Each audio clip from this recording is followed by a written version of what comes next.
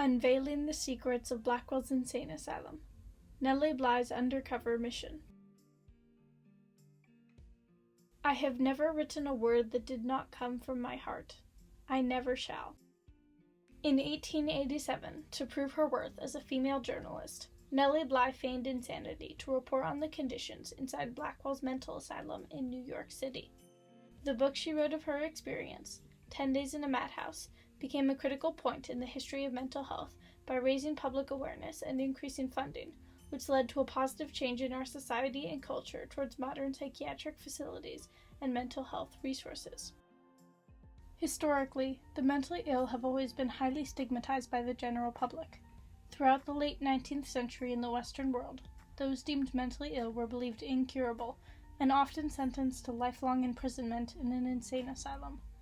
Some families took responsibility for their relatives with mental disorders, but most would hide them away to avoid embarrassment. Religious institutions thought of these people as being bewitched by evil spirits, and doctors would execute extreme rituals using bloodletting and purgatives to try to cleanse them of their alleged demonic possession. Lunatic asylums were established as benevolent institutions to magically cure the insane, justified as necessary for the happiness of families, the security of society, and the welfare of the insane. The New York Times, 1854. It was an ineffective attempt to rehabilitate that ended in far too many graves. The first of said asylums in America, the Eastern State Hospital in Williamsburg, Virginia, was founded in 1773, and similar hospitals soon spread across the country. As a way to get the afflicted out of the way without the guilt of killing them, asylums quickly became favored. By 1880, there were roughly 75 mental establishments across the U.S. The first asylum in New York, Blackwell's Island Lunatic Asylum, was an island purchased by the city of New York from Robert Blackwell in 1828. The 2-mile island soon became known as Damnation Island, for the inescapable fate of anyone unfortunate enough to step inside. Elizabeth Jane Cochran, born in 1864, became a key player in initiating the mental health movement. Cochran's rebuttal to an editorial piece expressing sexist ideologies landed her a job as a reporter in Pittsburgh, where she kickstarted her career with work on several women's rights issues. She used a series of pen names before landing on the name Nellie Bly after a popular song. Following Bly's move to New York City, she was rejected by multiple newspapers simply because she was a woman, before the New York World finally hired her. Nellie Bly stormed into the office of her new employer, hoping to write a story on the immigrant experience in America. Her story was declined, but her editor, Joseph Pulitzer, and namesake of the literary Pulitzer Prize, challenged her to write about Blackwell's Island Lunatic Asylum, one of the most notorious mental asylums in the country. Bly started her risky undercover mission by checking into a boarding house under the guise of a struggling working woman. Throughout the night, she seemed to become gradually more insane. She stared into space, demanded her missing possessions, and accused the other women of madness until the police were called. She successfully deceived a doctor and judge and was admitted to Blackwell's Asylum on September 25, 1887. Bly gave up the pretense of insanity upon arriving, but the more sane she acted, the more doctors and nurses treated her as if she were anything but. She wrote in her book, "I shudder to think how completely the insane were in the power of their keepers, and how one could weep and plead for release, and all of no avail, if the keepers were so minded." Bly quickly discovered upon arriving that there was inadequate care and resources, abuse of staff, and dozens of unjustly imprisoned, completely sane women.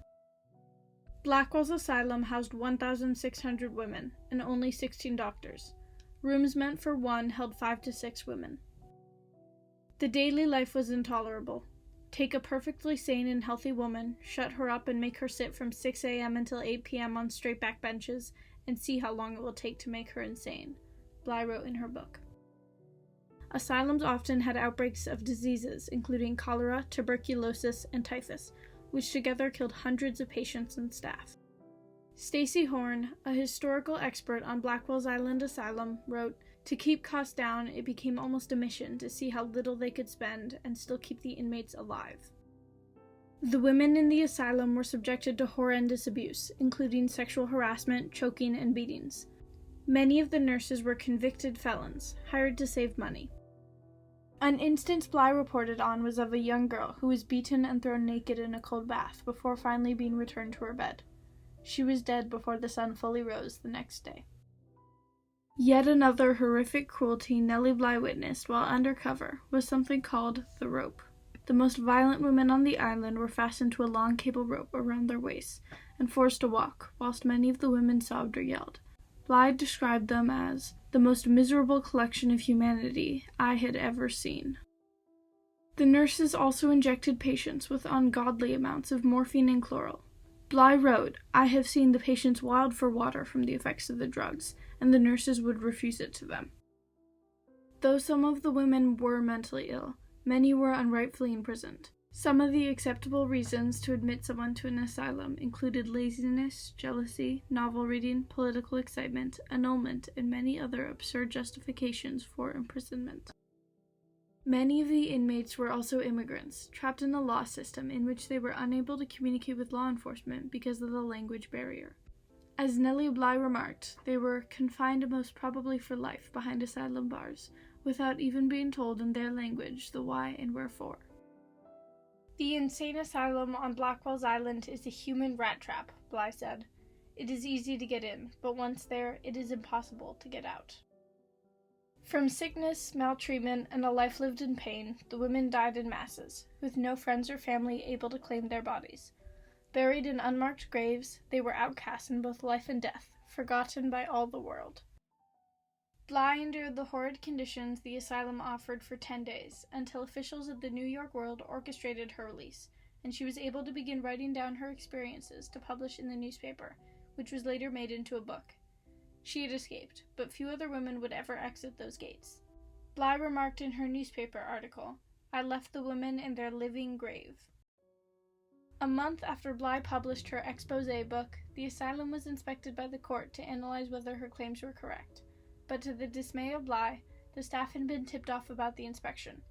Inmates Bly had interacted with had been transferred, and the asylum was seemingly unoffending. Despite the hospital's attempt to cover up the horrors, the jury ruled in Bly's favor. An additional $1 million, worth $24 million in today's money, was added to the New York City asylum budget. Windows were added, proper heating and ventilation installed, coats distributed for winter, abusive staff laid off, translators hired, and measures taken to prevent sane women from being admitted henceforth. Bly rose to the occasion when the New York World's rival newspaper, The Sun, published a response to her account, attempting to contradict her with false reports from hospital staff. Bly printed a rebuttal, providing additional facts to strengthen her argument and refute false claims. 10 Days in a Madhouse was an immediate success in its efforts to change the public perception of mental hospitals and their occupants. Bly's exposé opened the public's eye to the appalling conditions in the asylum, and the ensuing backlash pressured institutions to improve conditions for those held in asylums and consider more humane options for treatment. 7 years after Bly's book was published, Blackwell's Asylum closed permanently. Although the majority were disbanded by 2015, many asylums still stand today and have been converted into museums for public viewing. In terms of Blackwell's Island, now Roosevelt Island, an apartment complex now sits atop the bones of the asylum, and much of that brutal history has been forgotten.